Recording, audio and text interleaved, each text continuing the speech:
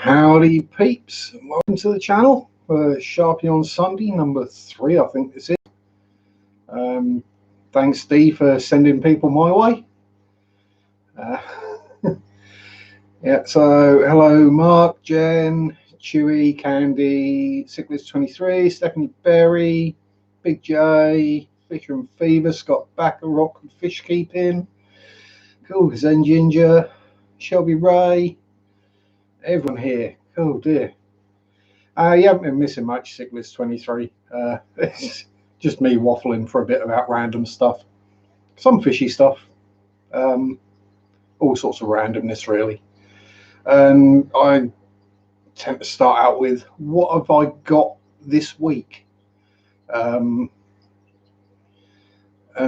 yeah, I don't use crayons. Airbrushes are the best. All I've got this week, really, is, now that's showing up backwards on my screen. I don't know how it's showing up backwards on your screens. It's the Tropica Plant Growth System 60. It's basically a simple CO2 system which runs with a reservoir in the tank and an airline and one-way valve and a can full of CO2. So far, I can do a bit of a review. I'll say so far, easy to set up, and you know, I haven't seen any problems yet. I've not seen the plants haven't suddenly gone mental, or the algae hasn't suddenly disappeared in a couple of days. You know, these things will take time to have an effect, but none of the fish have died, which is always a good sign, and none of the plants have died. So fingers crossed it's going to do well, because it works out quite cheap. Now, over time, it's probably going to work out more expensive than the full system. This one goes up to 100 litres, which is 25 gallon, maybe a little bit more. But I'm running it on the Fluval Flex 15 gallon, and it's one can of the propellant should last a month. Now, I'm not full dosing it because it's not heavily planted, but yeah, it's doing its job. I'll do a video on it at some point, and then maybe I'll even remember to upload it. But yeah, yeah, I've definitely got to read that, Chewy, the newsletter, and there's going to be lots of interesting stuff, especially if Chewy's written an article. That's probably going to take a couple of cigarettes to read through and understand. But yeah, I did also get a pack of the gas as well, 3 tins in there, and there's a whole bunch of information on the box about CO2 and when and what and how and what it does.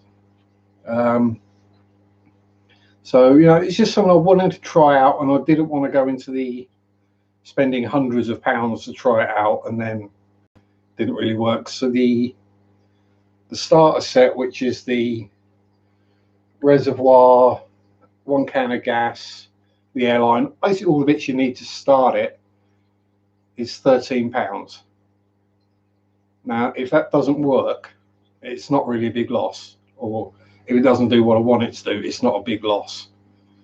Whereas if you're going out and buying a tank and a regulator and a solenoid and all the other stuff, same as usual, things tend to work out more expensive in the UK. The general conversion, if something is, £13 ain't heavy. I will do Rockford. I'll do a review once I've had it up and running for a week or two, see how we go on, and So I tend to do fairly regular, he says, having not uploaded anything for a few weeks, the sort of tank update type videos. So that'll feature in all the updates of that tank. If I just grab the camera, I'll try not to do what Chris did and crash the screen. If I come around here, it's not quite stuck in properly at the moment, but you can see the reservoir in the corner of the tank. As we're getting near the end of the day, it's running rather low. Glow light Danios, the butterfly cichlids. Let's see if Ginger's out and about anywhere. No, she's definitely camera shy. She hides up every time. And I've just realised I've got the microphone pointing the wrong way, so you probably can't hear a word I'm saying. Oh, let's pop that back up there. Oh. Oh. A bit now. There we go. We're back. So yeah, that's what the system looks like in the tank, and no, it's not necessarily the most pretty of things. I think, are you hiding in it or behind it? One of the butterfly cichlids is hiding behind it. I thought it was actually in the reservoir, but it's behind. Oh, we're not straight, are we? Is that a bit better? It's probably because I'm sitting on an angle. Cho praise, cho praise, cho praise. Pass, Bob. As far as I know, they're African butterfly cichlids and glow light Danios. Whether one of them is a chopray, I don't know. I just went, oh, they look pretty. Who else have we got here? So we've got Bob. Hi, Bob. Hi, Chewy. Oh, tater salad's here. Hey, tater salad. Cody-san. Anna. Yeah, so if I miss anyone, it's not on purpose. It's just me being old and crap. And there goes my phone to tell me Mary got home. So let's have a look at this. This week's drink of choice, unsponsored, is the Monster Espresso Triple Shot. So we shall see what that's like. I'll glow like Danny as our chop right now. Thank you very much, Bob. Yeah, they're very, very pretty little fishies. They seem to be doing quite well in there with the butterfly cichlids.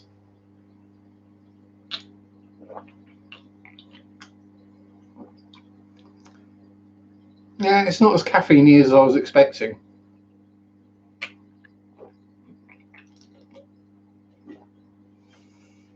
Oh yeah, these guys definitely don't need any genetic altering to make them brighter or more colourful.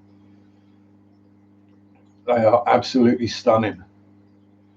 And Ginger's just popped her head out. Who would like to see Ginger, the long-fin super red bristle nose?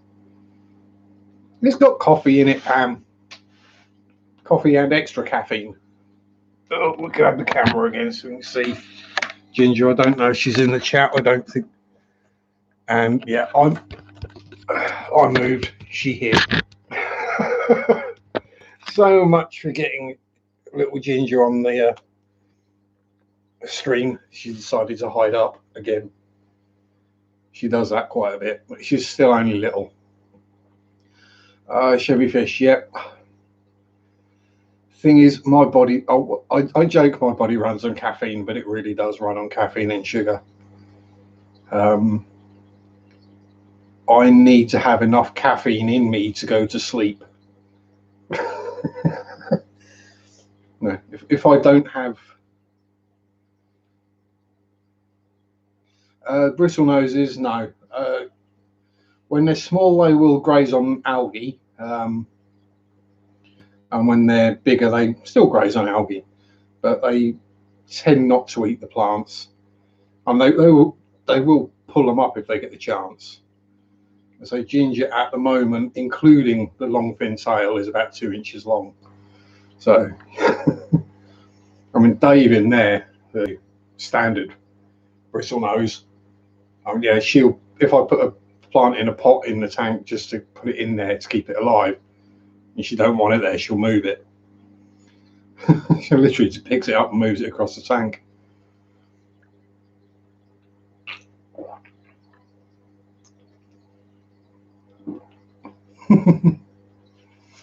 Yeah, I do name my fish random things.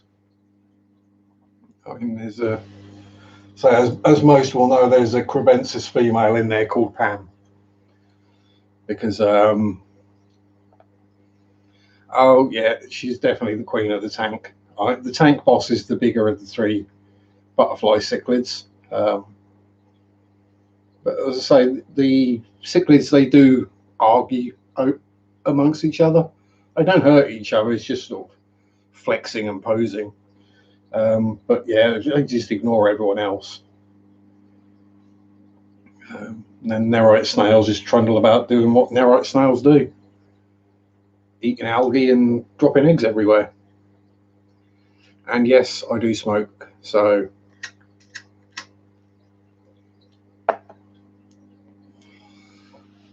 if you don't like it, tough. Oh, me, and I do occasionally burp as well. Oh, no, not horses. No horses here.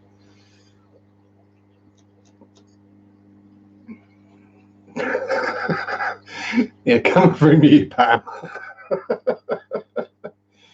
Yeah, not smoking is bad for other people, in my case.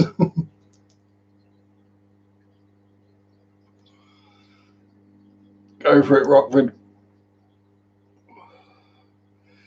Yeah, I think me and Pam are the same. If you encountered either of us without caffeine or nicotine in our systems, there would be a murder case.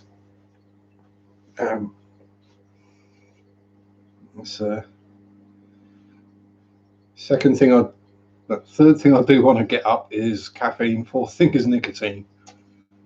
First thing is put my glasses on. You don't want to know what the second thing is.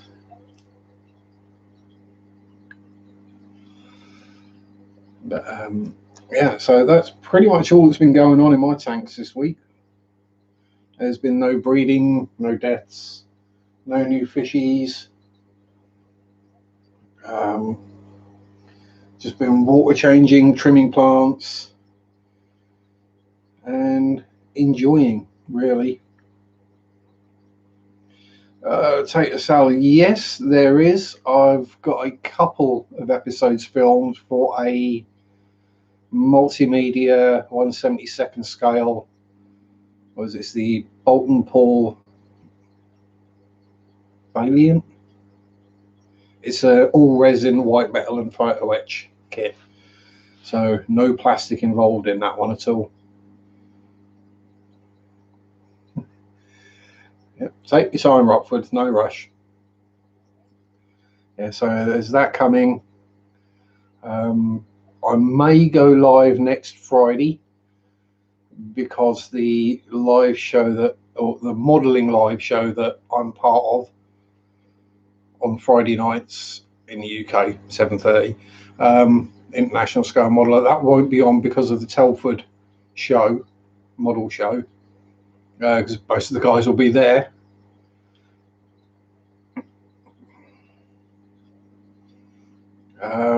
My guess, either some kind of Daphnia or water fleas and ginger. Scuds, perhaps. So yeah, I may do a stream next Friday as well. That'll be aimed mainly for the modelers.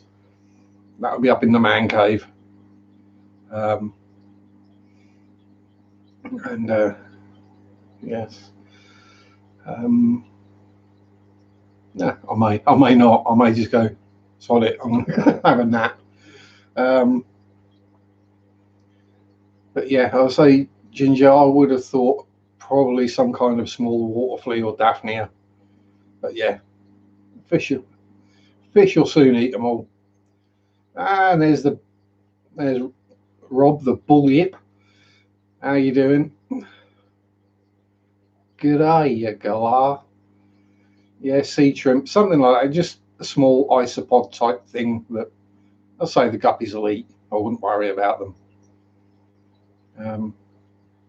I say there were a big planaria population in this tank, and then I put butterfly cichlids in there, and now there's no planaria.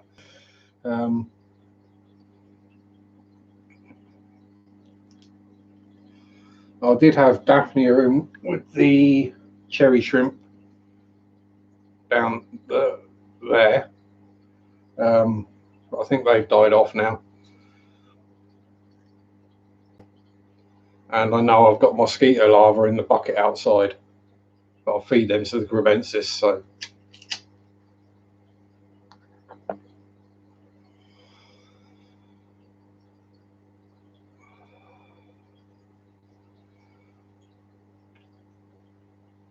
yeah, just tiny little microorganisms.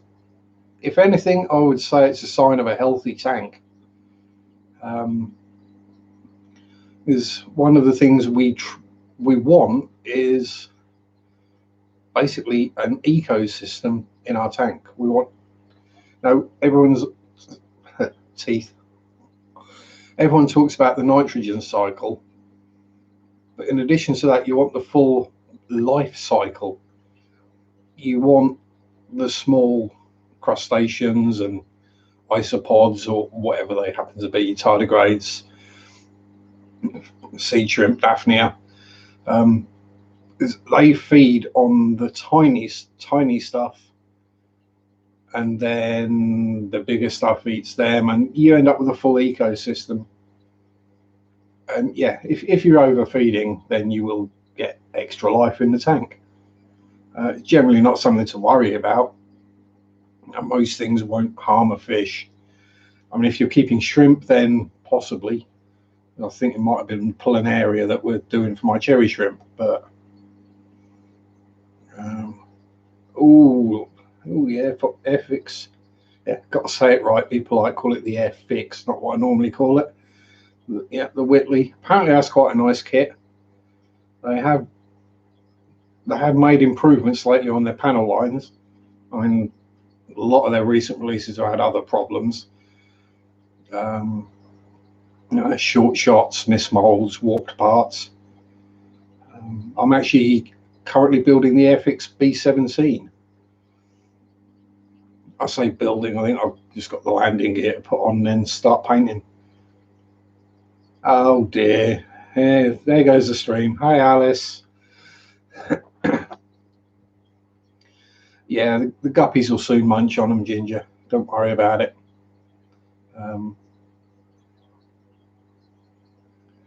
Yeah, if not, I know if they are planaria, I know a great way of trapping them. It's really easy to make. And if you've got a lot of planaria, it will fill the trap up in half an hour. I'm not taking credit for it. And I don't think Mark invented it either, but I saw the video on Mark's shrimp tanks, and then I used it, and it worked brilliantly. I'm not a huge fan of putting chemicals in the tank if I don't have to.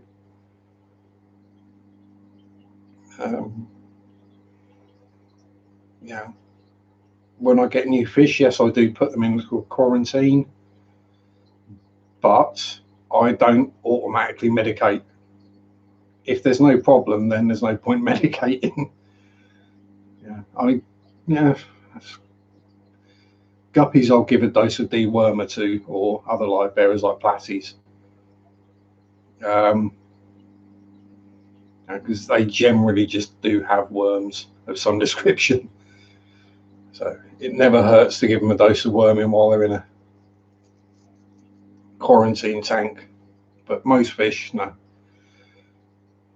If they survive 2 or 3 weeks in quarantine, then they're healthy. By then you'll see if there's anything wrong with them. I learned that when I made the mistake with putting the 4 Bozeman Eye rainbows straight into there. And I got a dose of columnaris, which wiped out most of the tank. Yeah, learned that lesson the hard way. Yeah, we're all allowed to like different things, whether they be fish, shrimp, turtles, snakes, as Dee has. You wouldn't catch me having a pet snake. Well, a trouser snake, but that's it.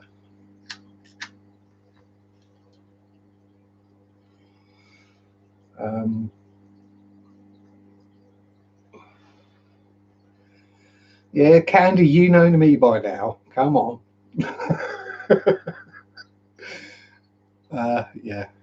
I'll say for anyone, I suppose I really should have said near at the start. I tend to run, is it PG-17 in the US and 15 to 18 rated in the UK. I try not to swear, but these things are going to happen. Oh, well, it won't anymore now, Bully. Not now the piercing is out.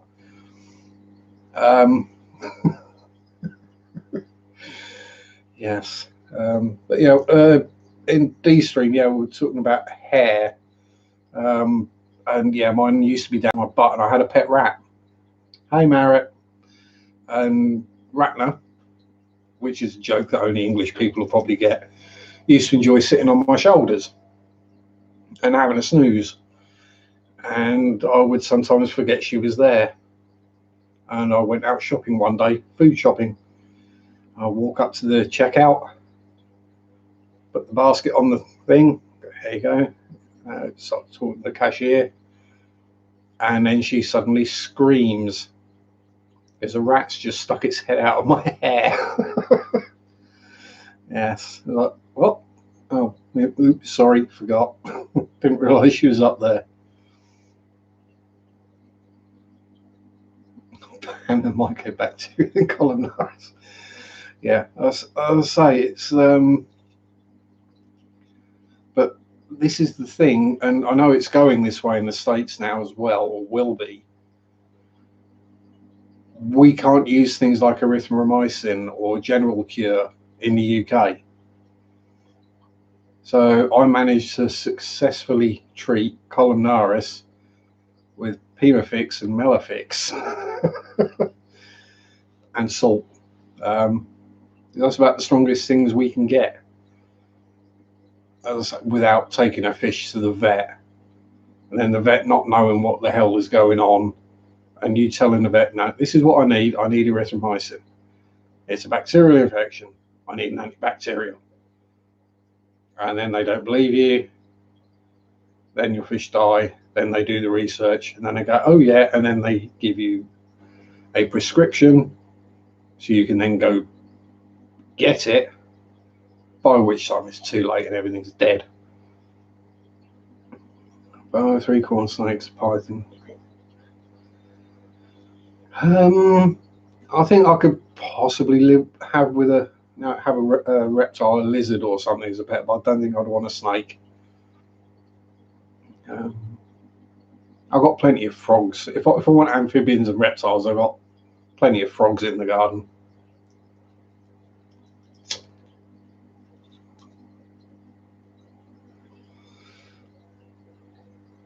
Frogs and bush pigs, sorry, hedgehogs.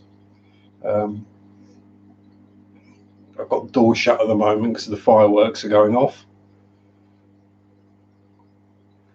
Yeah, snakes are cool. It's just not my cup of tea. I like mice and rats too much, so I wouldn't be wanting to feed them.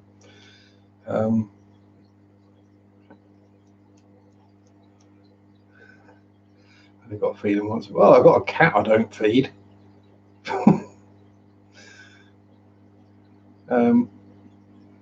Well, that's all I actually find. I was having sandwiches the other day, and I got it was bacon, chicken, and stuffing sandwiches, and I ended up with a bacon sandwich because the cat had the chicken and the stuffing. And then when he went home, then when he went home, he had what happens when all of us have stuffing.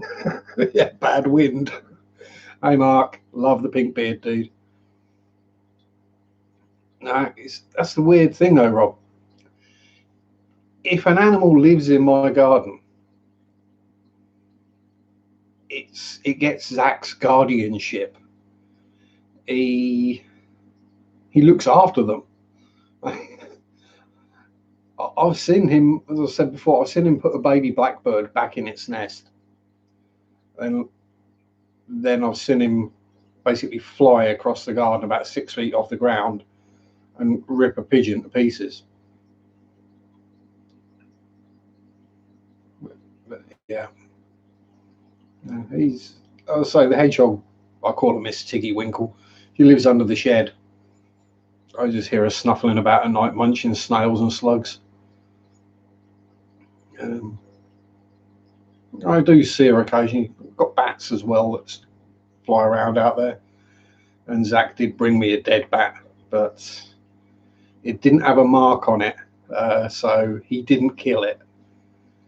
I think he probably found it and brought it to me to try and fix. That's the kind of thing he would do. He'd find something and bring it to me to look after, but it was dead already. So, yeah. Welcome back, Rockford. Yeah, as I say, I'll find, pigeons, doves, and mouse heads. If he'll literally bite all the heads off the mice and stand them up on the stump and leave them in a row outside the door for me. That's just what you want to see when you're going out to feed the comets in the morning. Yes, you should, Alice. You should make pancakes. Yeah, presents. Yeah, he's a psycho attack cat most of the time, but for some reason he adopted me as his buddy, and we look after each other. I can identify all the various different meows as well now, so.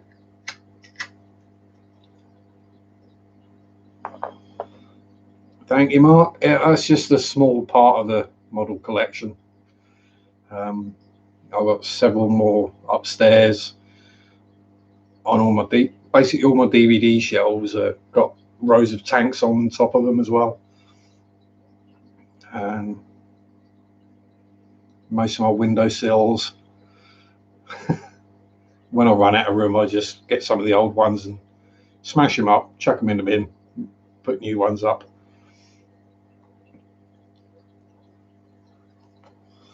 I could show you the pond, Bob, but it's 6:30 here, and it's been dark for an hour and a half. The little house up there is a model of the Bates Mansion.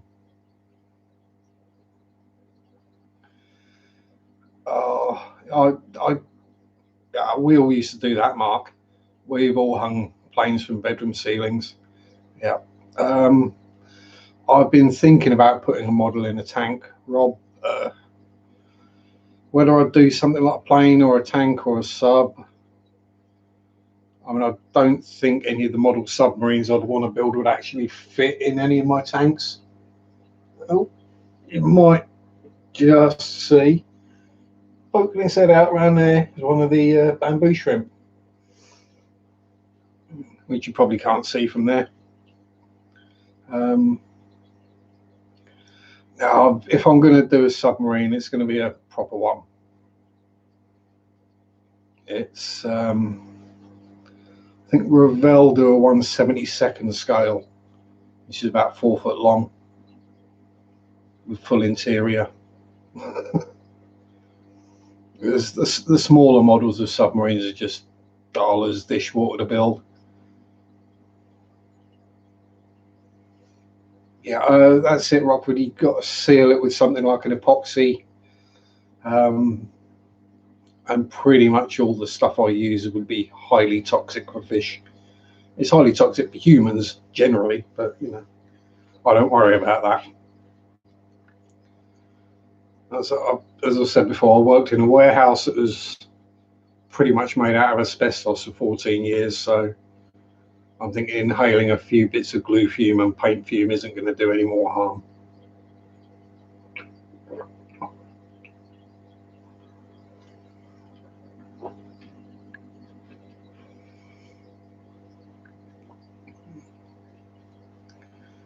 Yep.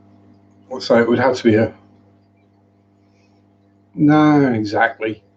Well, I mean, there's a thinner that we use in modelling at the moment, or one of the many, that we can't buy because Japan didn't put the right warning label on it. Yeah, exactly. But you've got to die something, might as well be something you enjoy.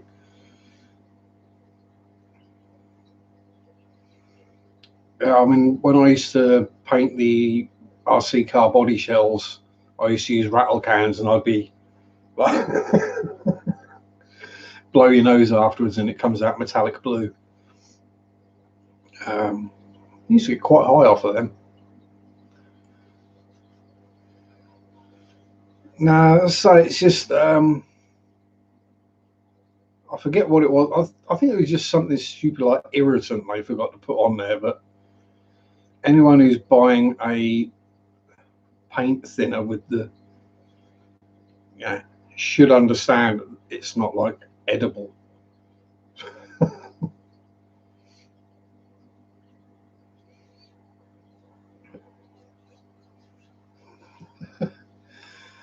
Yeah, this is it.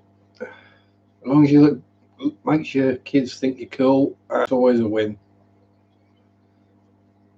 Yeah, I mean, if you're going to go for flavoured paint thinner, then you've got to go for Mr. Leveling thinner. That does clear your nostrils out. It's a kind of lacquer or cellulose thinner, and yeah, that'll definitely clear the old airways out, especially if you huff it a bit too much, which I've done in the past. When you're painting a large 35th scale tank or a 48 scale jet, and you forget to open the window, and you look up and you realise there's a big cloud in the room. Not yet, Alice. I kind of forgot to go. I just tucked it all up so you didn't get any curly bits sticking out sides. Type lots of paint. Yeah, apparently so, Rockwood. Yeah. Yeah, I mean, there's probably things that we eat generally that are probably worse for you. Oh, hang on, Alice. Hang on. Let's see what we can do. See if we can find Alice a little curl cap, shall we? Well, I washed it today, so it's probably straight again.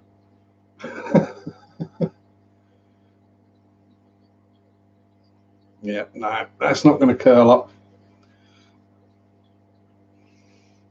Yeah, that would definitely kill a fungus, Mark. Oh, can't remember what the chemical was. Big Clive did a video on it. BigClive.com on YouTube. Very funny. Scotsman lives on the Isle of Man. Does videos about mainly electrical stuff. And a bit like AVE, the Canadian fellow that does the tool type videos. Very funny as well, although very sweary. BigClive.com. He's he's a funny chap, and he's normally got some good, interesting stories to tell as he's pulling apart the latest Poundland nightlight or power bank or something like that, and pointing out exactly why they're dangerous. Yeah.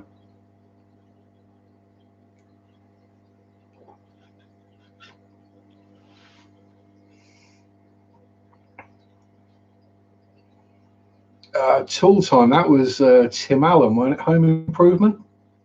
He does AVE. He does the tool reviews, but basically rips them apart and shows you why they're any good or why they're not good, where it's going to break. As he says, it's normally where the 200-pound gorilla meets the tool.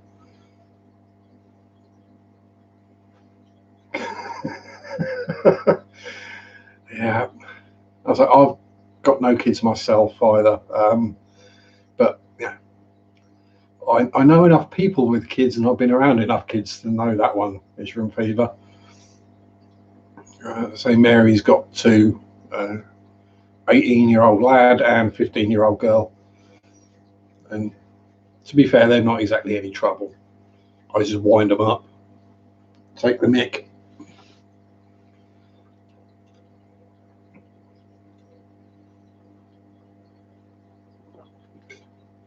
It's when you have to explain what the Mickey take means afterwards that is the problem.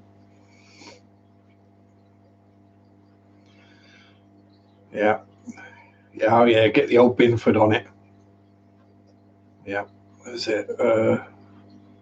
This is Buddy Owl and the neighbour Wilson. You only ever saw like that much of his face. Yeah, I used to love that as well. It's very funny. I think he got in trouble for something at some points and doesn't really do. Yeah, I can't do the ape grunt. I can do plenty of animal noises, but I can't do an ape grunt, not like that anyway. And I'm not going to do it live.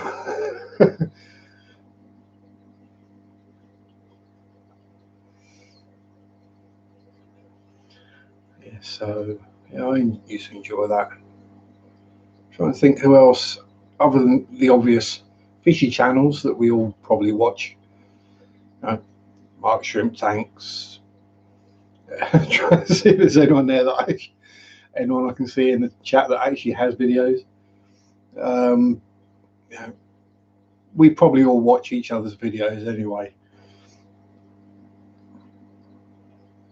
Oh yeah, yeah, they don't make shows like that. And here's one that Mark will remember: Alf Garnett, Till Death Do Us Part. Now, that would definitely not get remade these days. They won't even release DVDs of it, because it would be considered so racist these days. It'd be unreal. It was comedy. It was funny. Yeah, you got a grumpy old guy, and his live-in help is a gay black man. Yeah, grumpy old white guy, young gay black man. It's funny. It's not necessarily being racist.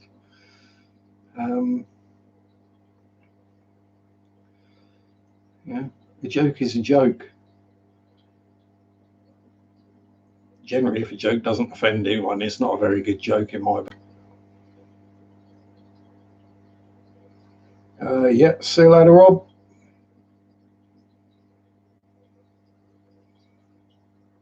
Oh yeah, Blazing Saddles. Yeah, but they don't need to remake that. You can. I've got the. I think they did they remaster it, or was it just because it was actually filmed on film that it still looks good? Oh yeah, Only Fools and Horses is another classic. Yeah, Rodney, you plonker. I think my favourite character was Trigger though. In that, he was just epic. It reminded me of so many people that I've known. Yeah, so Blazing Saddles, it still looks good, still sounds good, and it's still just as funny as ever.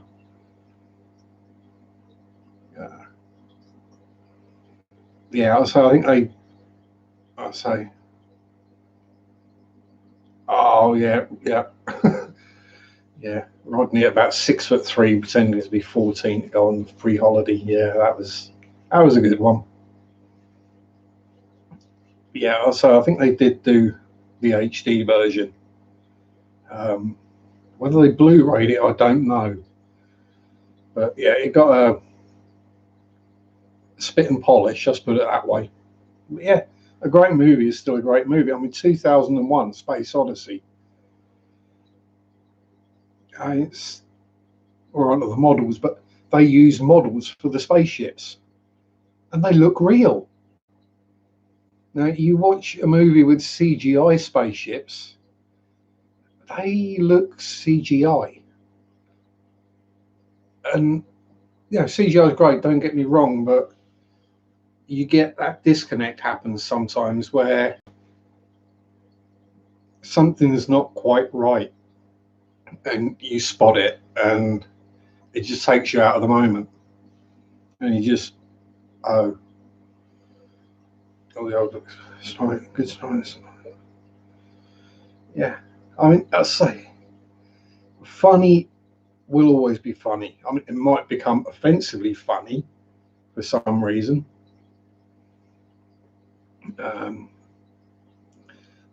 But, you know, it's not it's one of those things that people get upset about things that are older because they don't tie in with current morals and views. You had to judge it against the time it was made. Yeah, it's like going back to the 20s and watching all the movies and then complaining there were no people of colour in there. Well, yeah, no. That's just the way it was back then. Was it right? No. It's just the way it was. Yeah, Stephanie, yeah, I tend to not watch so much Alien, but a lot of paranormal videos. Very interested in that stuff.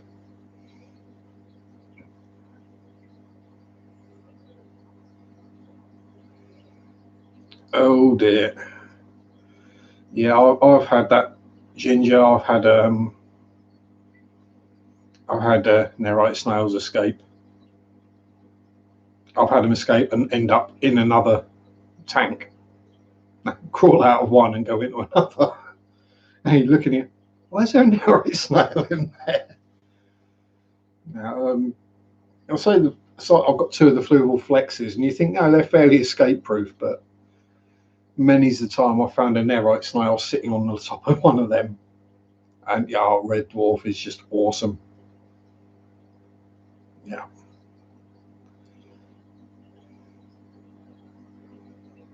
Yeah, I had that pop up on my feed the other day, Stephanie. I haven't watched it yet, but it does. It's an interesting thing. I'm guessing it's the homeless, down and outs, or whatever, or people who choose to live that way, that basically live in the abandoned subways and things like that underneath the cities. Yeah, there's that as well, Rockford. Black and white. It wouldn't necessarily show up well enough. And if you see like colour still photos of the makeup they were wearing, you know, it's they had to do it to get the detail and the contrast to make people look real rather than just a blank white or light grey expanse.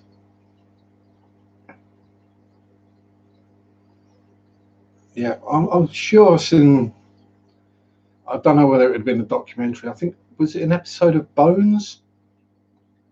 I think it might have been an episode of Bones where they did that. There was a murder, surprisingly, and they ended up having to go down into the tunnels, and what everyone thought was a crazy guy actually wasn't crazy.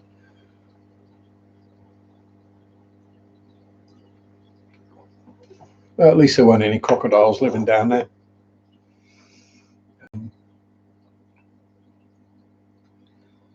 Yes, it's there's definitely some strange things go on in this world, on this planet.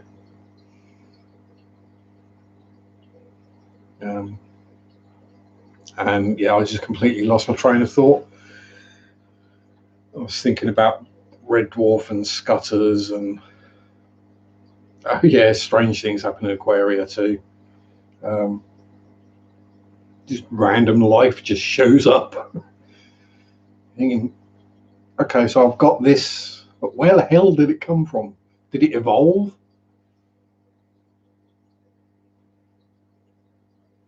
Oh, that train did leave a long time ago. I don't think I've had a coherent thought since about 1993.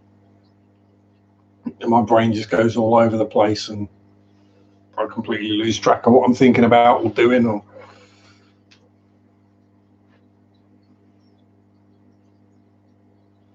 yeah, I think I was actually watching that the other day, Mark. It was the outtakes, and there was I think it was like about an hour and a half, 2 hours making of that I watched. That was really good. Yeah, exactly. Life's more enjoyable if you don't know exactly what's going on. Oh yeah, the fish just completely disappearing. Yeah, yeah, been there, done that. I mean, something like this, and it's got a full lid on it. It's not jumped out anywhere. You're like, where'd it go? Just no sign of it. Then it turns up like 3 weeks later, swimming around quite happily.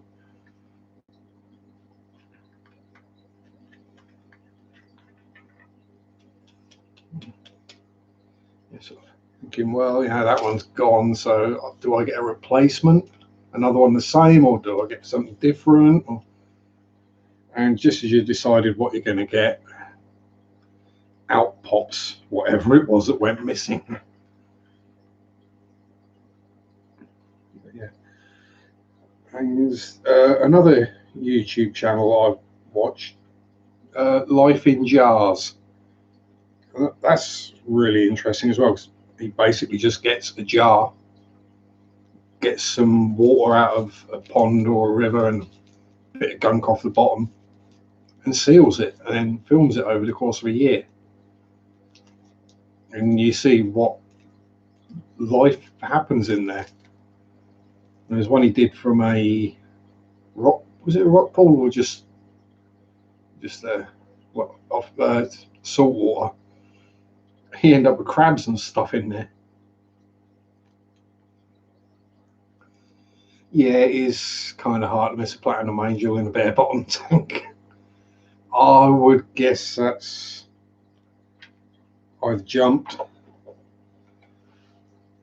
or got eaten.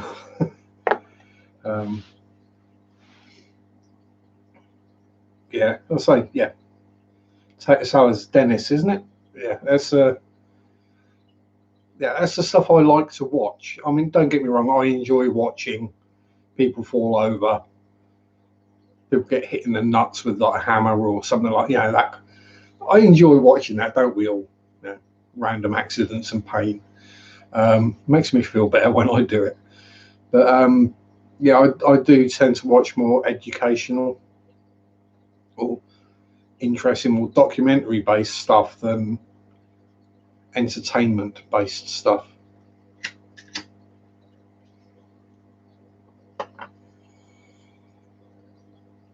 But I have different channels I watch for different things. So some people I'll watch because I find them funny or entertaining, not necessarily learning anything. It's just fun, interesting to watch.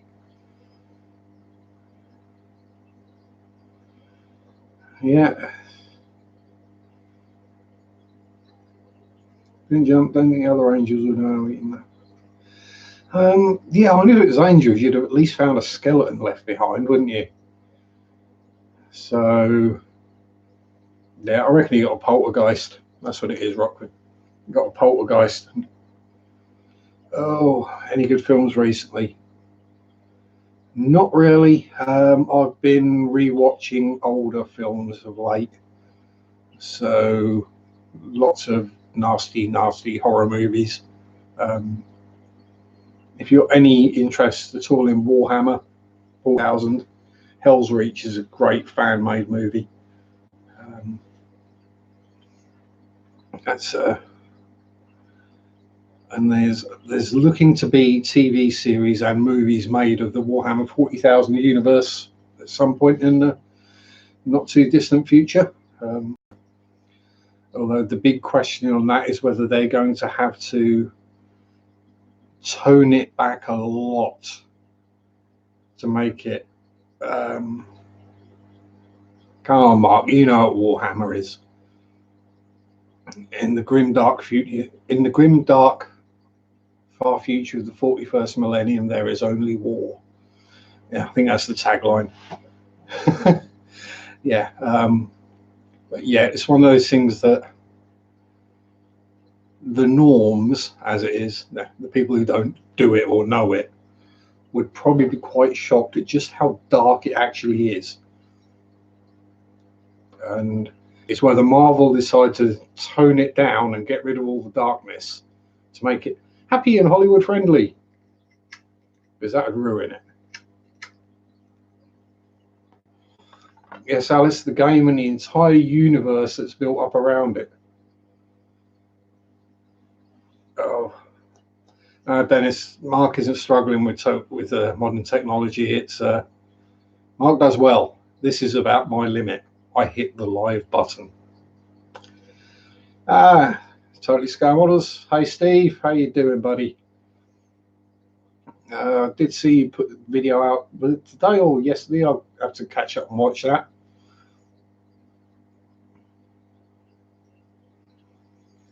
Nah, I reckon a poltergeist Rockford. That's what's happened. Fishnapped by a ghost. It was just too pretty and it couldn't resist.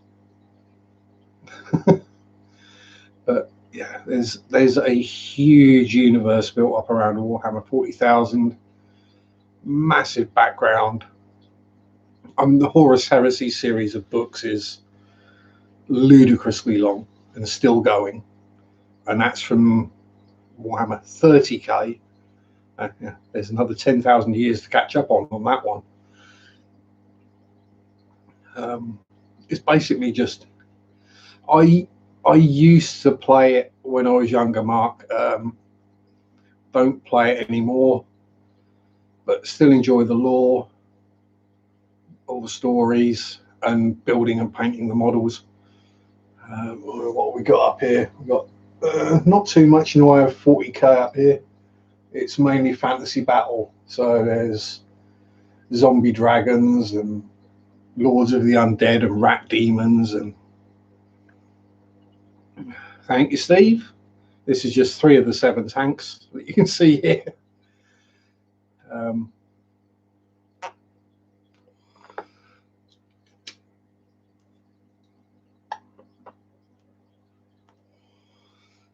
It's probably my favorite sci-fi universe is the Warhammer one, and you get all the videos of which would win: Star Wars, Star Trek, Warhammer, and it's like, why is this even a question? Star Trek would lose instantly.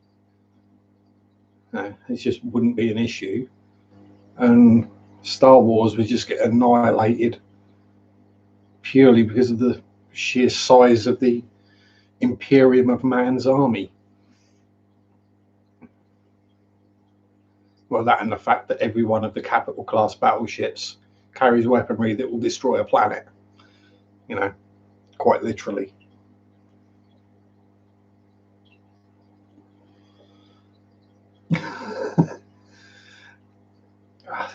Star Trek is the future we want to happen, where everyone gets on and everything's nice and friendly and good. Warhammer 40,000 is the future that is probably more likely to happen. Just all-out galactic war all the time.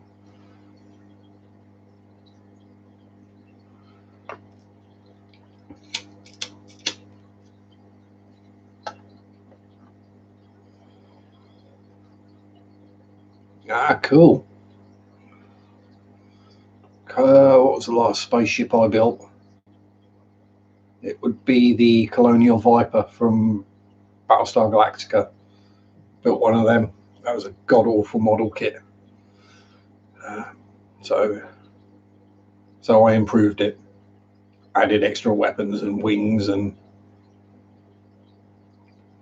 Vinny bits and gave it a super funky paint job.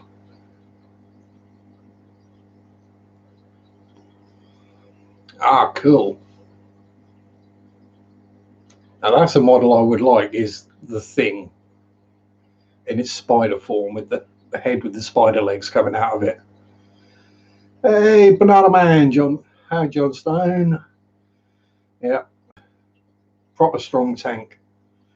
Yeah, T-34-85. I've still got to build mine.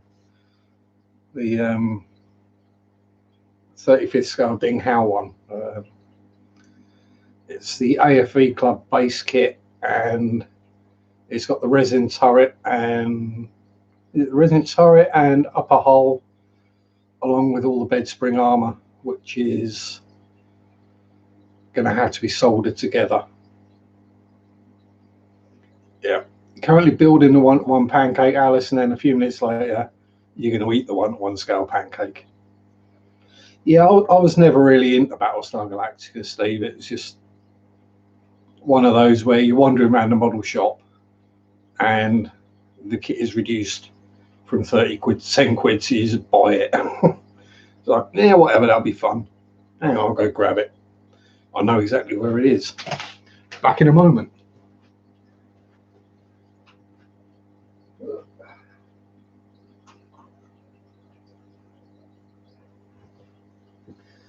So, compared to the original Battlestar Galactica one, I got a little bit carried away and got a bit funky with the paint. Added the extra engine exhaust, the extra wings and missiles and guns, and just had a bit of fun with it. So, and plus it managed to upset someone who was a big fan of yeah, I was like, it managed to upset someone who's a big fan of the series. They thought I was ruining the kit. I thought, no, it's a crap kit to start with. You got panel lines, you could fly an X-wing down.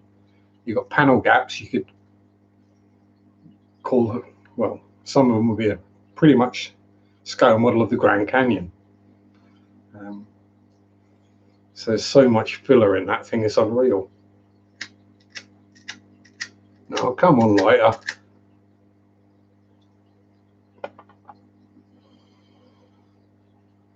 And then, see, just up there is the Cylon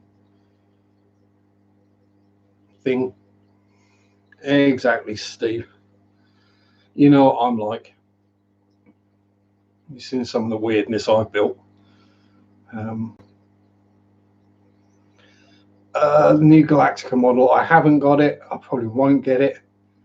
I wouldn't think it would have. You might be able to build it either way, but whether they retract or not, I wouldn't know. It might be a case of you can build it retracted or extended.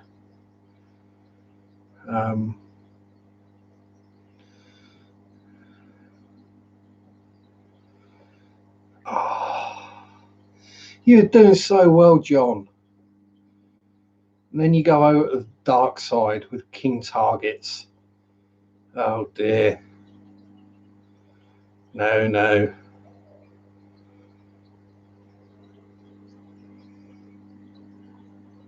Yeah, exactly, Mark. You see something in CGI, it looks like CGI. You see something where they've made a model, it looks real, because it is real.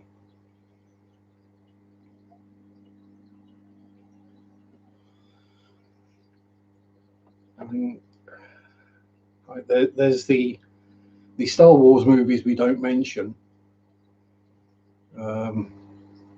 Attack of the Bones, the Phantom Menace, and what was the other one?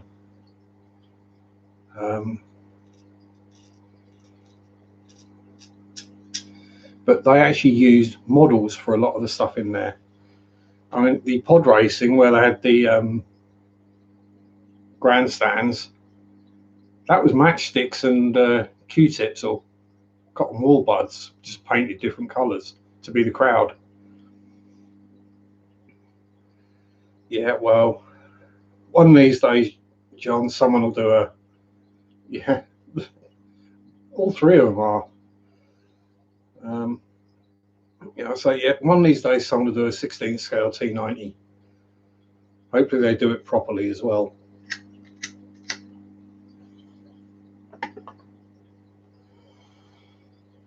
Because you know who will be the first one to get a 1/16 scale T90?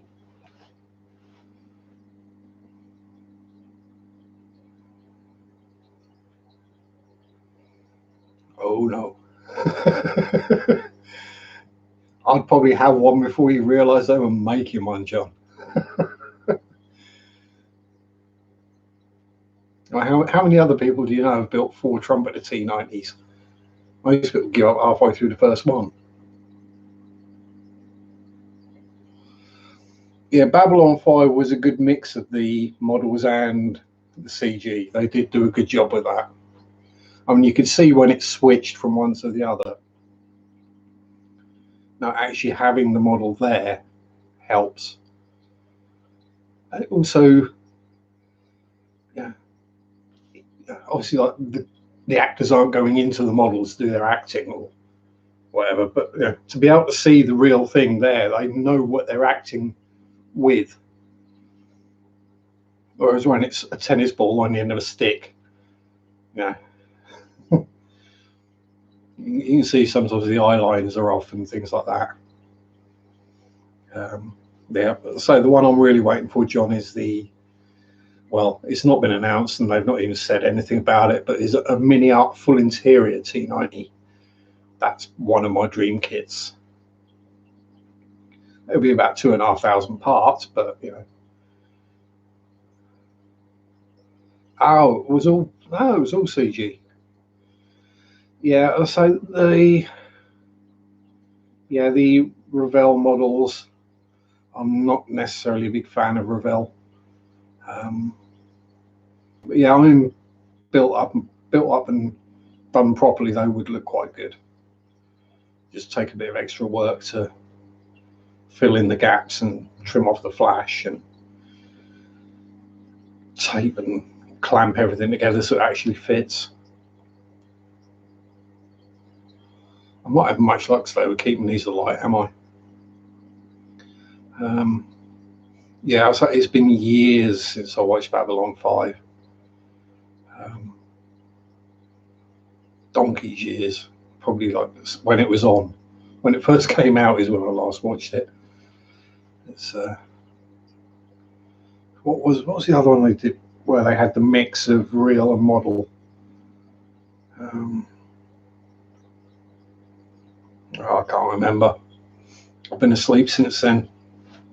Blake 7, yeah, that wasn't CGI, was it, Steve? that would have been done on not even a Spectrum. That would have been on a computer with less memory than I've got. But yeah, Blake 7, Buck Rogers, that was another cool one. So the older I get, the more I prefer the grimmer, darker stuff. Again, which is why I love Warhammer. There are no good guys. It's just a matter of survival. There are plenty of bad guys. There's no real good guys. You can't actually class the Imperium, the humans, as the good guys because they aren't. Yeah. See you later, Stephanie. Thanks for watching. So I don't actually need a pee yet, so we can carry on a bit longer. If anyone's got any other questions or anything they'd like me to waffle on or talk about, if Chewy's here, he's normally got something. Yeah, I did look into those rare live bearers, Chewy. I'll have to see if I can find some. If I can breed something that's rare, yay!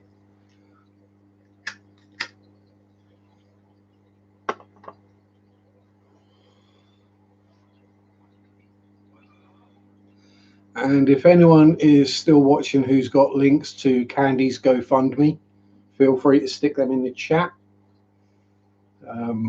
As so I guess all of the fishy people know all about what Candy and her family have been through lately. So yeah, links to that are perfectly welcome. You've got links to channels that might be streaming next or later. Go for that. And subscribe to each other's channels. Just click on the avatar, go to the channel and click subscribe.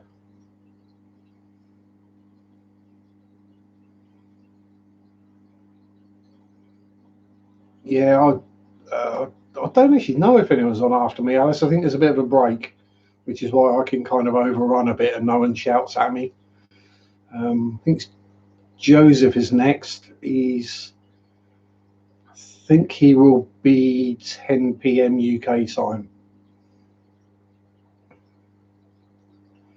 Don't worry about it, Dan. Yeah. I'd rather you didn't have me on in the background and didn't have an accident and paid attention to what you were doing driving.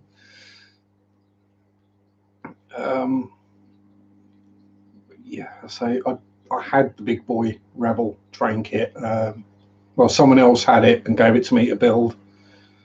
And yeah, I really didn't enjoy that one. Try to think the last Rebel kit I built.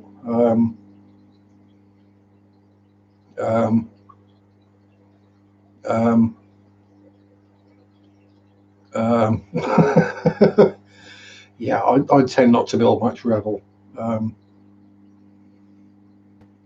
And we can soon fix that, Ginger. I trust you not to do any weirdness.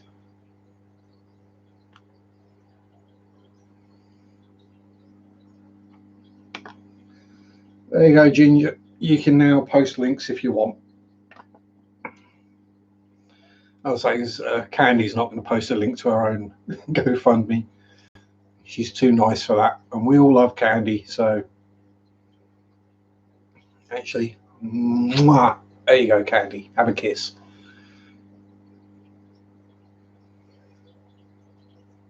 Oh, Dan. I'm trying to keep the weird out of here, but this is me not being weird. Oh, Mark, I had a beard. I'll go on in, Alice. Mwah. Yeah, you're too nice to do that, aren't you, Candy? Yeah, I used to have a beard, and nowadays I look like Santa if I had a beard. I mean, yeah, I had a goatee that was down to kind of there. The full. I look like the bastard love child of Kevin Smith and Rob Zombie.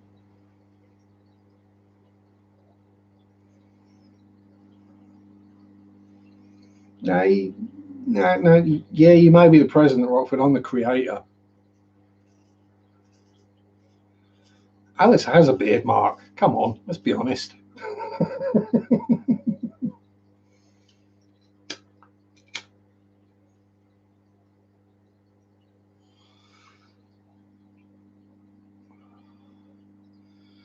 Yep, there we go. So if anyone will be kind enough to go look at Candy's GoFundMe. I'm not, even though I'm not going on that one, Alice.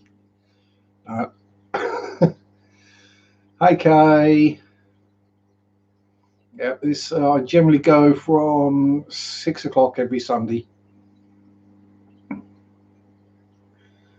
Kay is probably the closest fish keeper to me that I know of. There probably are closer ones, but she's the only one I've met so far.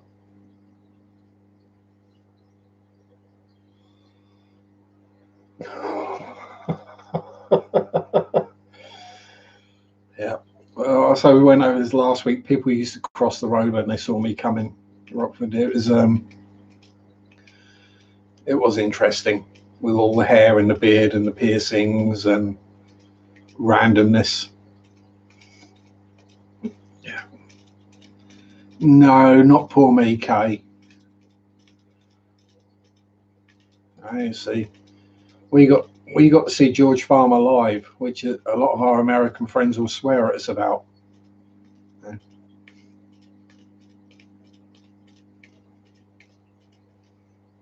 Then we went back to Scape Nature, which a couple of them probably swear about as well, and we had a natter with him. So yeah, and yes, it was free. Just turn up, sit down, and before I realised it, I was separating plants. I think my hands may actually appear in his video a couple of times. That's my claim to fame. Well, fishy one anyway. I've got other claims to fame.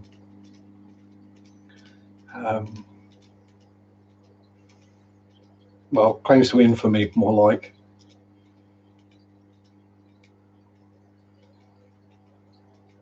Oh, cracking job, Fish Fam. Met the goals.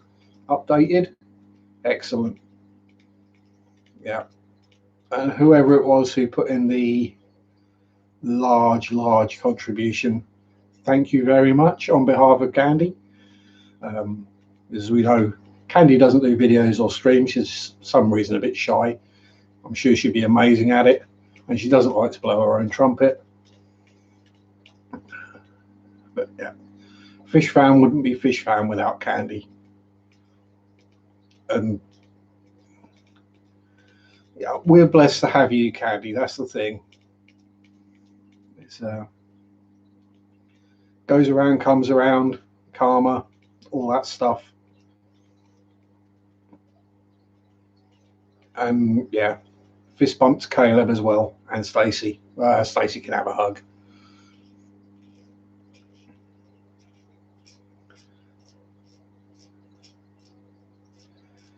Yeah, there we go. It's a Fish Fam gathers around and supports people who need supporting. Oh, go on, Alice, you can have a hug as well. Yes, I'm an incorrigible old flirt and tartan. Yeah, I'm a hugger. I can't help it.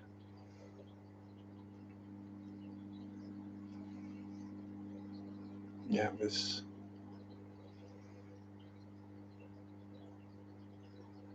a good job. I'm good to hug, really. Soft and furry. Yeah, I'll hug all them. I'll hug the men as well, Alice. That's me. I don't care. Exactly. Do unto others as you have them do unto you. No worries, Aaron. Good to see you here, bud. We've actually been talking about modelling as well, weirdly. Yeah. So, I mean, I'm not religious. Ooh. I reckon Corey should do a fish room tour of my house. Nah, it's all right. I've been called Sharpie for years. It's the general UK thing of school. You call people by their surname, not their first name. Except for one lad I was at school with who was called Mark Brown. And when his name came up in the register, it read Brown Mark, so everyone called him Skid.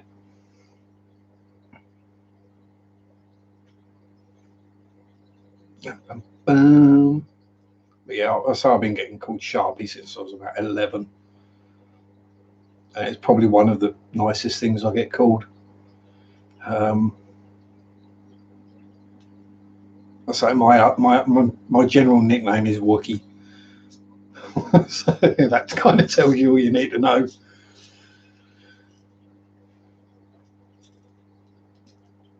Yeah, so I'm not overly au fait with how stuff works internet-y wise and linkies and stuff like that. But, yeah. And I said back on the racism.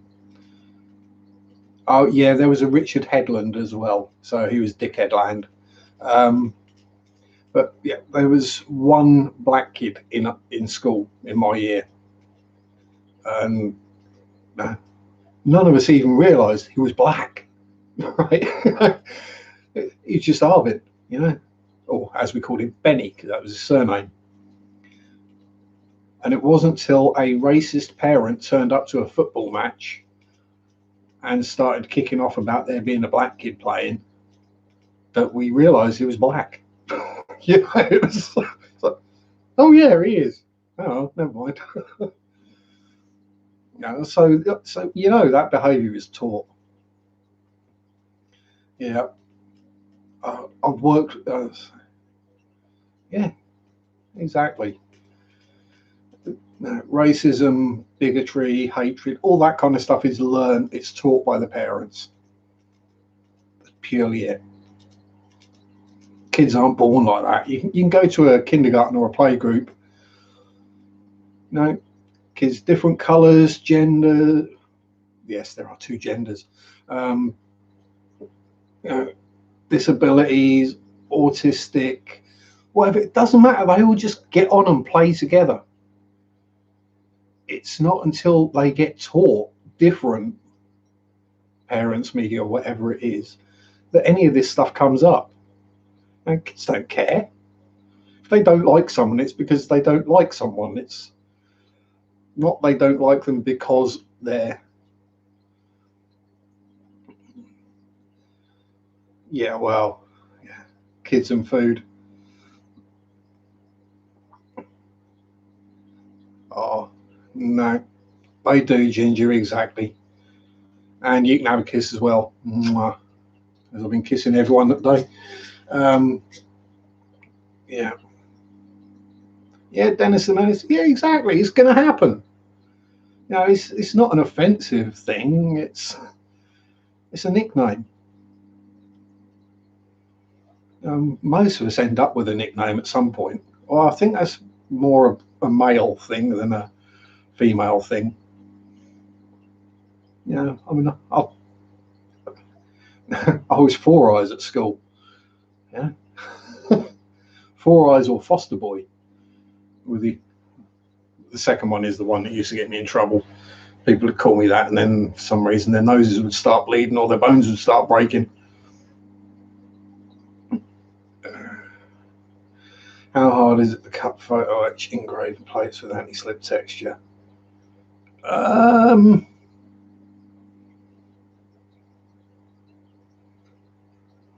Gingivitis. Yeah, exactly. It's not. It's just a nickname. It's not necessarily bullying or I built some built some car floor mats. Um, Photo etch plates. It depends. People.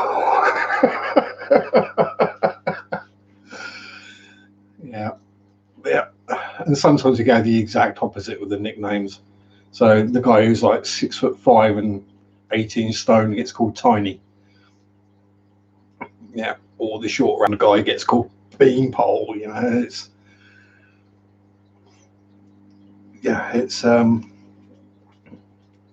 I've had photo etch engraving plates.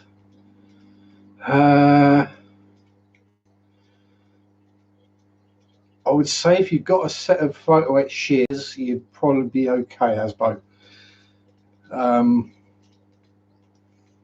But cut them oversize and then sand them back, or cut them on a hard surface so they don't bend.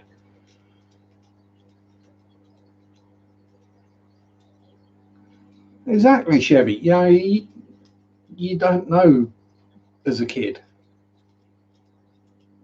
No, it's um, well, actually, Aaron, have you thought of using a textured paint? Um, it's basically just paint with sand in it. Guess so. You can normally pick it up from art supply shops. I've got some upstairs. I use it for the Macava. Um, just to do the anti-slip texture on that, so that might work in a car as well.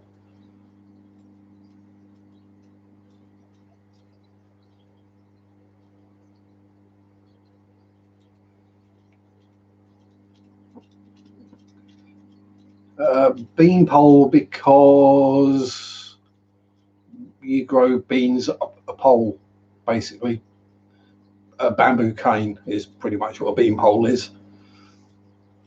Flock radiation level. Yeah, either that or maybe micro balloons. But you know, if you're doing the aluminium type floor mats, then yeah, photo etch should probably be your best bet, I would have thought.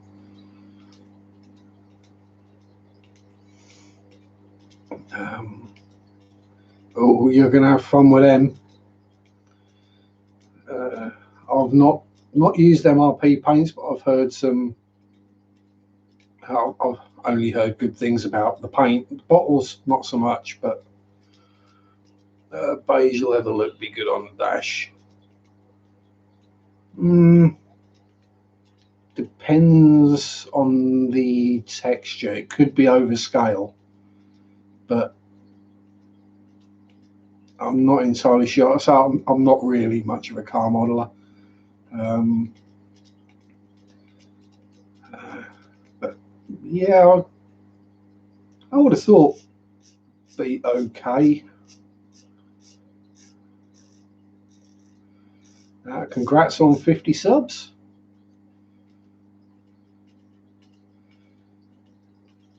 Zero, yeah, you should be fine. Just go easy when you spray it. As we all know, some zero paints can be very hot and will etch their way into the plastic through the primer. That might actually be the way they're saying to do it so it works. Actually, it actually etches the plastic so it looks like leather. Again, that's an effect that you can use if you need to. I've done all sorts of random things with side effects of stuff with modeling. If you mix this with this, it goes horrible, and you go, yeah, but I can use that to do that. I'm doing stuff in my hand and I'm out of shot, but yeah. So I've not used zero paints either, but obviously being in the hangouts of the ISM crowd, I see them used a lot, and all across Facebook. It seems for every person that loves them, someone hates them. So I think it's just the way they get used. Same with AK acrylic paints. Some people say they're rubbish. Some people say they're great. It's just the way they spray. AK, you got to spray light, like thin coats, and gradually build the colour up.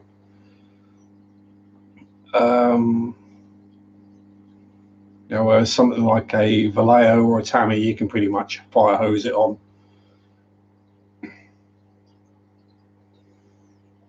Yeah, I've used a couple, Aaron. Mainly the Russian turquoise, cockpit blue, or cockpit turquoise. See you later, Cody, son. I ain't going to be much longer myself. But yeah, anyone at airbrush with aquarium piston pump. I wouldn't think an aquarium pump would have enough power to run an airbrush, and it wouldn't be constant pressure either. Yeah, weathering is good fun, Dennis. I mean, for airbrushing, if you're using acrylics, you're wanting around about 20 psi constant. If it starts pulsing, because it's not got a compressor, well, it's not got a tank on it, not a fish tank, air tank, then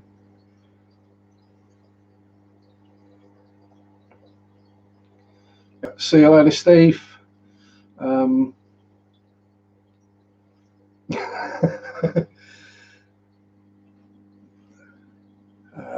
Yeah, I've used most kind of paints, other than the same more the automotive based or the car type stuff, the gravity, the splash, the zero. But no, I hang around enough in hangouts with the people that do use it to know about it. So it's one of those things where it might not apply to what I'm doing, but I listen and I learn. Need new tank with a gauge. I was broken. I had to guess. Yeah, I do mine by guesswork as well. I just turn mine up or down. I don't actually look at what the gauge says. I can't see it because it's covered in dust anyway. But it's just like, yeah, that needs a bit more pressure. Reach around, turn it up a bit. Yep, there we go. Oh no, that's a bit too much. Turn it back down again. I don't necessarily go, I need 25 psi for my primer and 18 psi for my top coat. I just go, that spray's okay. Spray it on. Job done. But then no. I don't know whether that's an experience thing or a feel thing or just don't really care too much and just get it done thing. Yeah, exactly. Just give it a test on something first, see how it's spraying. If it's spraying okay, job done. If it's not coming out properly, give it a bit more pressure. If it's coming out and spider webbing everywhere, turn the pressure down a bit. You know, airbrushing is really not as tricky as some people make it out to be. Probably 95% of the problems are a dirty airbrush.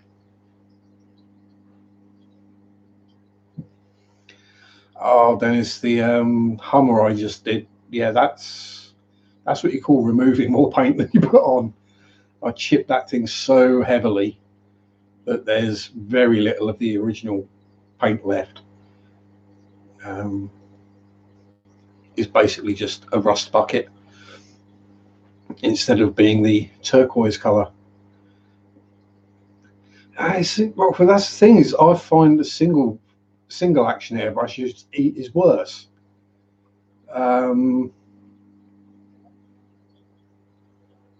Because with the dual action, you can adjust how much paint you've got coming out by simply how far back you pull your finger. And again, I say that might be an experience, a muscle memory, a feel thing. So I mean, I'll spray multiple colours on. Oh, have I got anything that I've done exhausts on? Yes, I have. Let me grab something with an exhaust on. Ooh. Probably covered in dust. Yeah.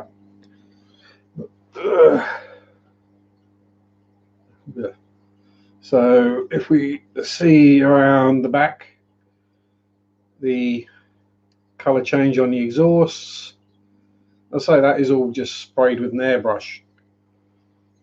Hey John, and yeah, this is the Games Workshop Imperial Night Castellan. Expensive kit. And yes, I did manage to use some Russian green on it. Obviously, it wouldn't be me if it didn't have Russian green on it somewhere. Well, we're going to have to pull it apart so it don't fall over. Thank you guys, but yeah, most of that is airbrushed. Well, all the silver, the blue, the red, the exhausts, that's all airbrushed, the rest is brush paint. Yeah, push down for air, pull back for paint. Yep. That's Russian green is the colour they paint their tanks, Alice.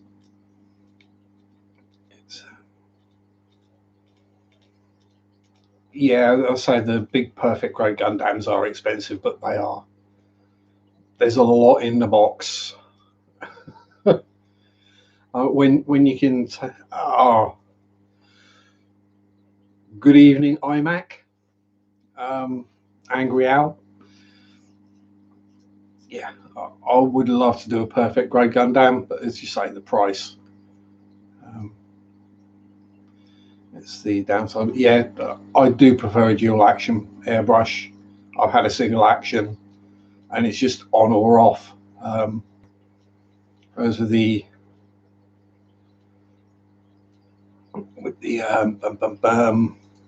dual action, you can spray less paint. you can do the small details, the delicate, the blendy stuff. But yeah, when it comes down to the graphics, some people expect that is just talent. Yeah, well, you got to do one scud in Russian green 4BO. Exactly, yeah. Model and the transformer. Well, if you go for one of the, oh, who makes them? The Macross. Some of the pricing Macross models that are a plane or a robot, they actually transform. And is that the Scud launcher from Trumpeter that actually says Lanuncia on the box, Aaron? A typical mess up by Trumpy. And unfortunately, I'm out of espresso, one shot. So we're on to the roller cola, excuse I.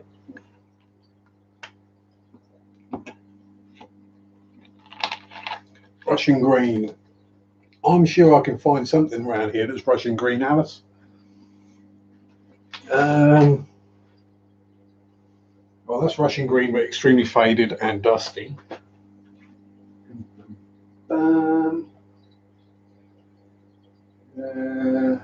Yeah. No, that's a tritone cap. Here we go. Go the SU100.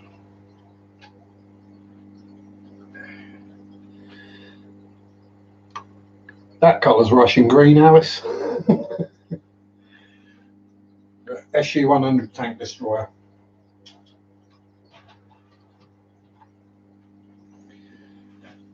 And it has a vodka still on the back of it. Now, I know what that dust is, Alice. I'm not licking it.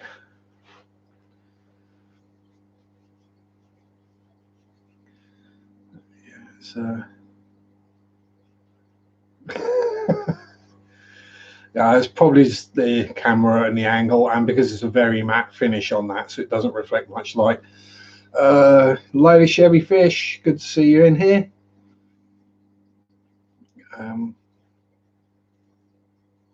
Yeah, it's military green, but it's the Russian version of. Although, pretty much, if you're going back to the World War II or the post World War II, no two tanks are the same color green anyway.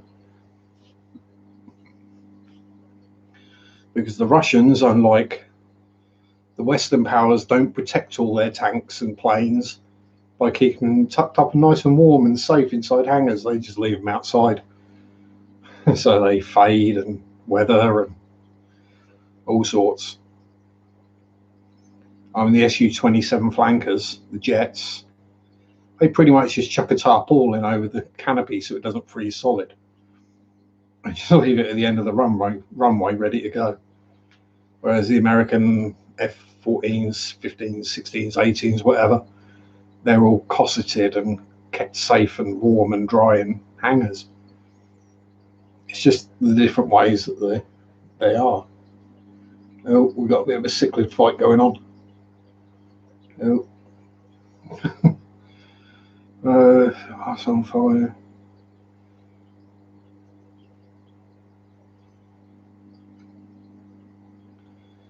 Can you buy longer triggers? I don't know about specifically for the Apex, but I know Badger do a long reach trigger for some of their brushes. And if you, my third Sunday stream, yes, Alice. I did a couple of Saturday streams as well, I think.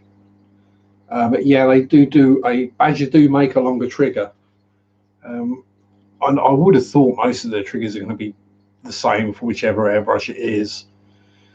The other way around it is, as Gil Red Dragon Model Works does, is get some PTFE or just plastic or whatever, and literally just hot glues it on the top of the trigger to get the extended length on there. As I say, we've all got different hands, different hand shapes, so some people might prefer a longer trigger, some people prefer a shorter one, some people prefer a softer spring, a stiffer spring. See you later, Al. Say hi to the guys in the hangout. I'll probably be around tomorrow at some point. Finish off masking up that bloody B17. And then I'll have to, oh no, I do have plenty of gloss black primer, so that's okay. Because it's going to be natural metal finish, so gloss black primer, and then metallic paint over the top of that, then decals, then gloss coat, and yeah, and then weather it, and then possibly another gloss coat. We shall see. I'll make it up as I go along. No. Al's not going to Lucas. Al's going to the International Scale Modeler off-air hangout. So, kind of like the Friday night live shows with more swearing and wind and randomness. Pash. I've not used the Pache. That one's invite only, Alice. It's not live. It's invite and participation only. So you need a camera and a webcam and to be able to get the link. I don't know whether you'd fit in, Alice. It's all modelers. It's all sweary, middle-aged and older men taking the mickey out of each other. But yeah, I've not used the Pache. I've heard some people love them, some people hate them. You know, it's... Oh, I know you can swear, Alice, but it's I don't really know how to put it. It's really not like suitable for public consumption. See you later, Dennis. Thanks for turning up and sticking around. Yeah, it's like a building site, just with mildly less sexism and racism, no politics or religion. Yeah, lots of plastic, burping, farting, calling each other words that start with C.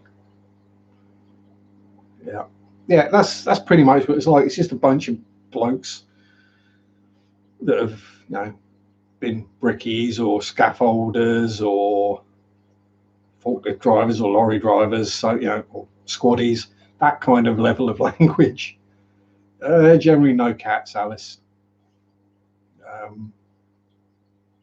They tend to not go down too well in a modelling room. Last thing you want is cat hair on your model or things being knocked off. Yeah, we basically just sit around swearing, watching random stuff on YouTube, having a laugh. It is good fun. It's not necessarily for everyone, but you know, they're generally a good bunch of guys. I say Al, who was in earlier, is in there. Asbo sits and watches the Friday night show, which is the clean version of it, and how we managed to not swear for 3.5, 4 hours on the live show. Today's shirt is Harley Quinn from Batman. It's yeah, I normally wear an interesting shirt.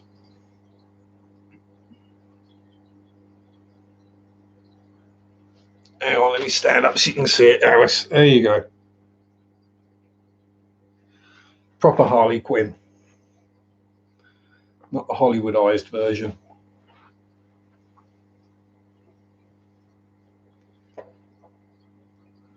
So, oh, we still got 15 in.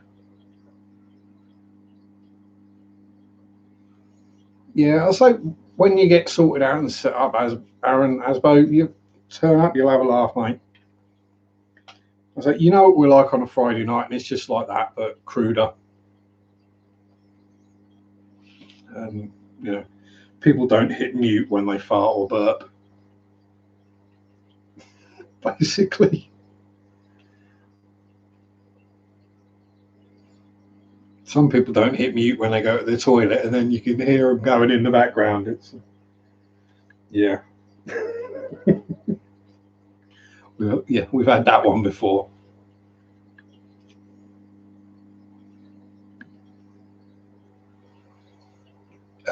Yeah, the high roller is the one, Aaron. Yeah, that is the longer trigger that they do.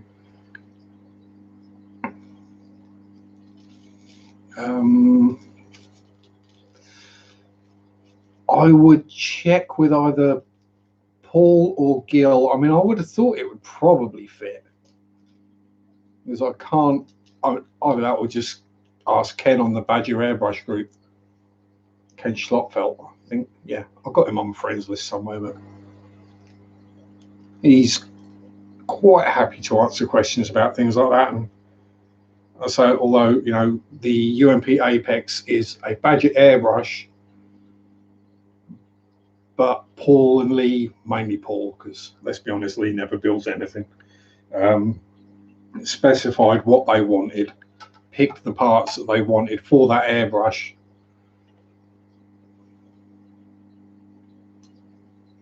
Yeah.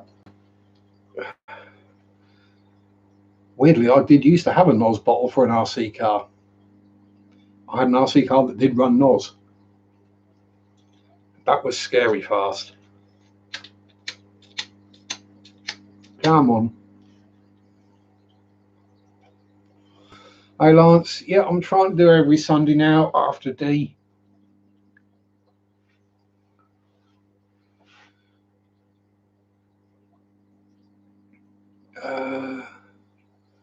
Yeah, Lee has done some.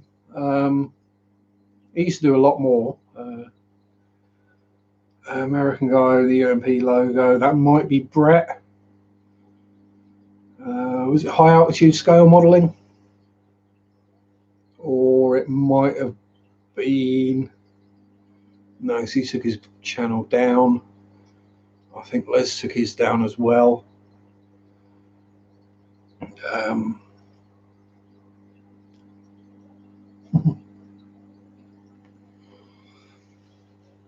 It's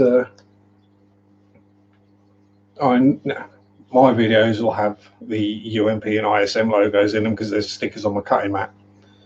But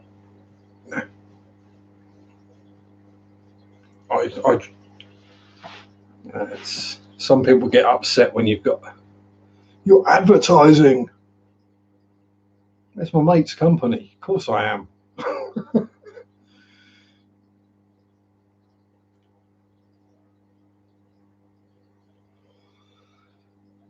You know, if I'm one of those people where if I believe in a product, I'll use it. If it works, I'll use it. If I think it sucks, I'll tell you it sucks. Yeah, Will's a buddy of mine as well. I give him a lot of grief online. But again, the models he produces, given his condition, are superb. If I had half the dedication he did, I'd be well happy. But I just enjoy building models.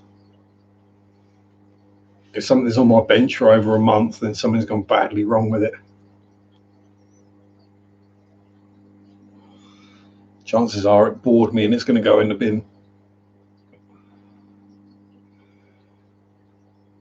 Oh yeah, the AK Extremes, they're superb paints. Yeah, it's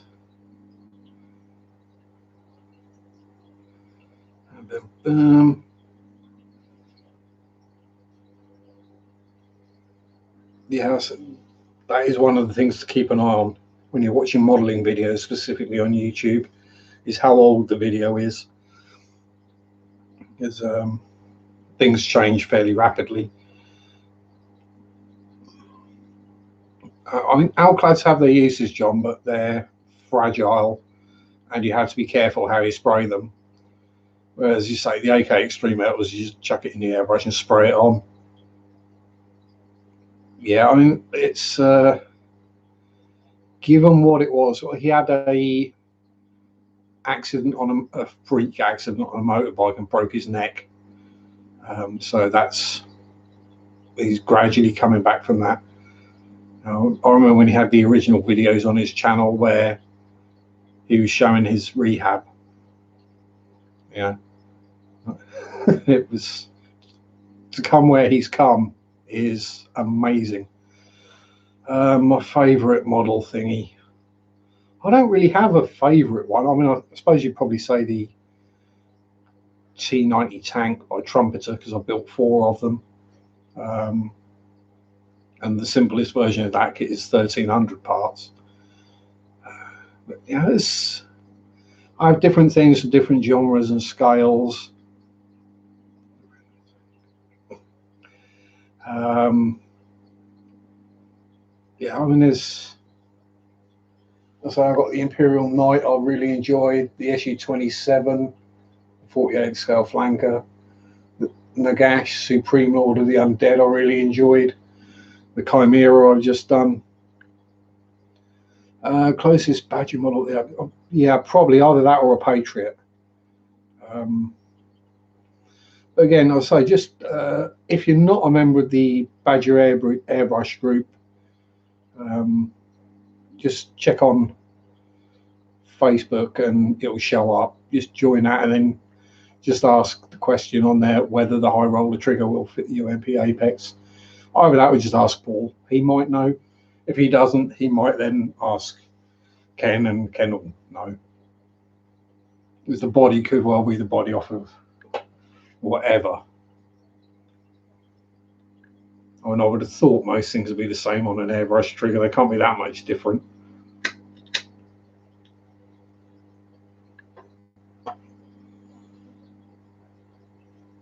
It would make sense to have the same one fit all the airbrushes. You don't have to keep manufacturing different ones.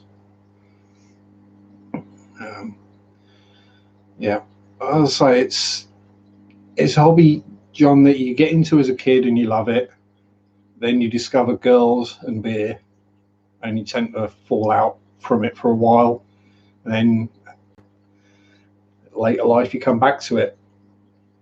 I've pretty much built models all my life, but you know, with breaks.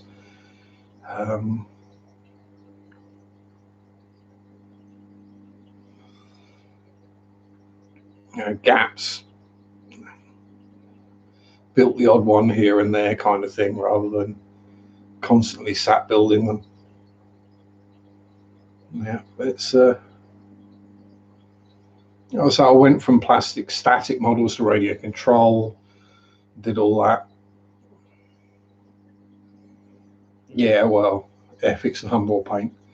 I mean, now as a young kid, I would buy a model with pocket money, stick it together, you know, enjoy it, and then throw it out the window to see if it flew. Pretty much. Most of the time I didn't paint it or put decals on it, or if I did, I glued the decals on.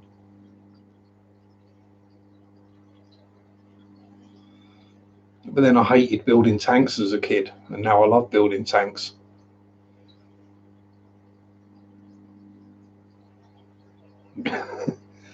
Yeah. Yeah. The other stuff is what I was warning people about, Al, if they were to try and join.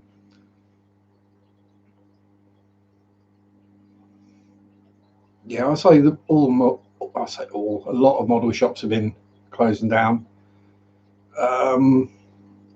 If I do a Death Star, it won't be the Star Wars Death Star, Alice.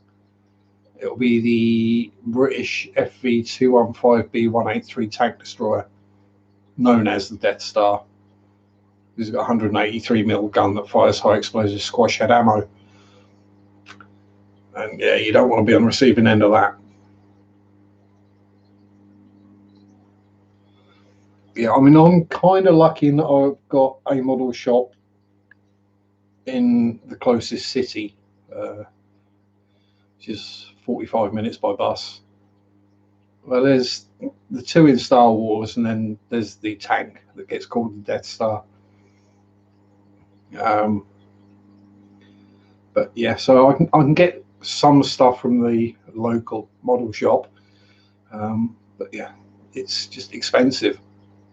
So you know, I can go up there, spend half a day basically getting there, getting back, doing whatever, and buy a mini art kit for 60 quid, or I can go on Amazon and buy it for 50. You know, if it's a few pence, a couple of quid, then yeah, I'll buy it locally. I'll buy what I can locally, but when the difference is 5, 10, 15 pound. Oh yeah, I used to love it as a kid, John. It was when I lived in Bishop Stortford. It was the toy shop, and then there was the dark section at the back that the kids didn't go into, and it wasn't an adult section; it was the model section. And first time I went into there, I was hooked. Yeah, it's like a kid in a candy store. You just get a different kind of headache from. It's not a sugar headache; it's a breathing in the glue headache. But now you can't even buy the glue if you're under 18, let alone buy a hobby knife.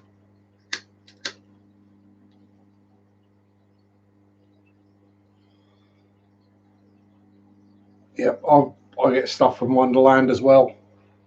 Um, it all depends what I want and who's got it in. But you know, much as you know, Amazon are the devil. They don't pay tax, blah blah blah, all these other things. The convenience of A, getting it cheaper, and B, having it turn up the next day. You know, we've all got limited funding. We can't all just spend whatever we like. So we have to make the choices. And if I can save 10, 15 pound on the model, that'll pay for all the paint and the glue and everything else I might need for it anyway. And as generally I've got so much crud up in there.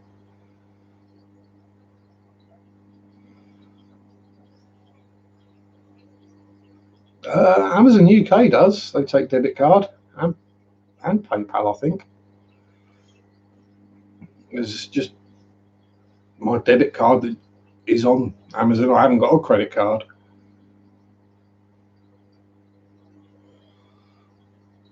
Yeah, I say the Star Wars Death Star. There's a couple of models of it. There's the on Bandai do a couple, and then there's an old MPC version, I believe.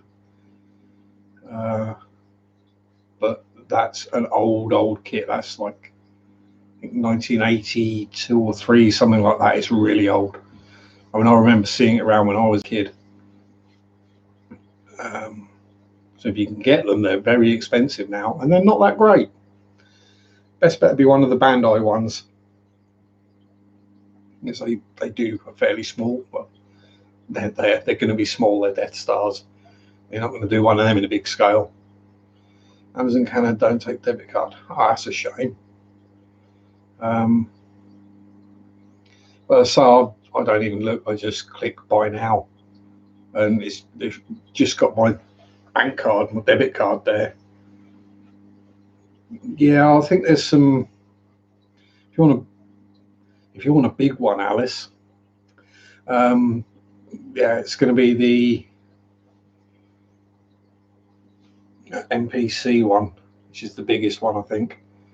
Yeah, or you buy a beach ball and paint it, pretty much.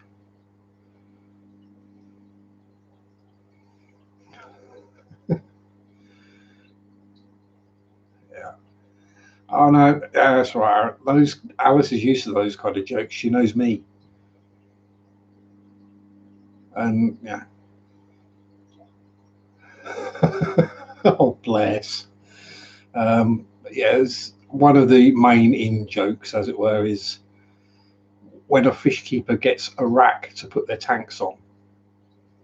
Yeah, the general jokes are, "Oh, like your rack, show us your rack," that kind of thing. Which, yeah, it's all in good fun. Dang, nearly been going 2 hours here. What's going on? See, I told you I can waffle. And the reason I know it's been nearly 2 hours is I'm going to need to go visit the little boys' room very shortly. So if anyone's got any more questions they'd like to ask me, You didn't miss much, Aaron, just me waffling.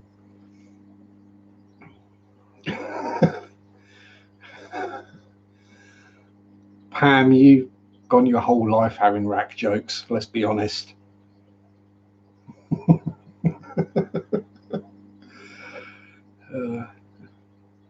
Are the 18 hours up yet, Pam? Or was it 16 hours? I can never remember. I'll say, if nobody's got any questions for me, I'm going to say goodbye and do what I need to do.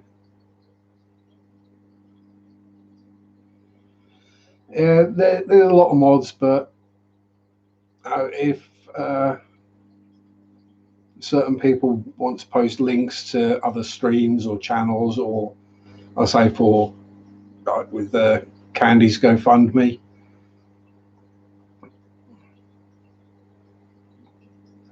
but yeah, you know me, Aaron, I can deal with a troll. I'll have a great time with a troll.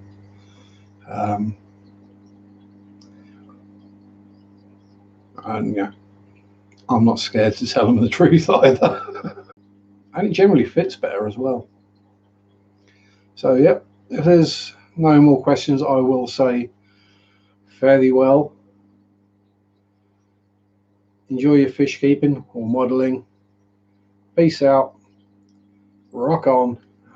Bye bye.